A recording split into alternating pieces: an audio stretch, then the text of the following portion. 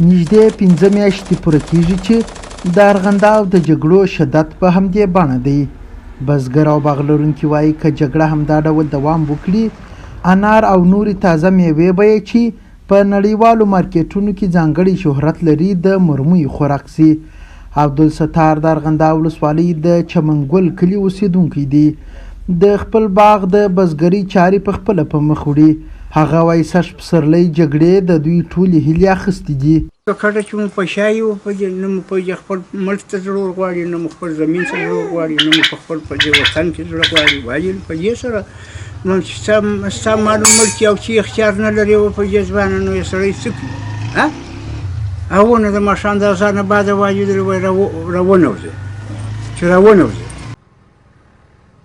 دا پسرلی د جګړو ترڅنګ وچکالۍ هم خپل زور ښکاره کړی. د دهلې بند چې د ارغنداب ترڅنګ یې څو نورې ولسوالۍ هم خړوبولې، د بارانونو د کمښت له امله نه دی ډک سوی او د اوبو ویلې یې وچې دي.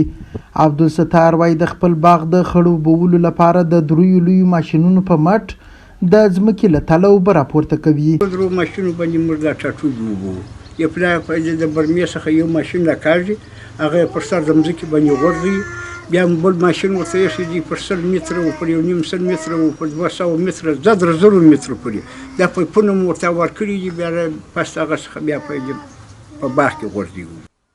بریالی هم د دغه کلي یو بل اوسیدونکی دی. وایي چې نور پسرلي به یې د کار ورځې وې، خو سږ پسرلی خپل باغ کې د جګړې له ویرې کار نشي کولی. مارشي ته پام دی، خو داسې دی چې د ګلان دا شان نو بس ته او دلته جنګونه هم چې سره لږه درګه د هر سړی اوس خپل وامه خسې دي.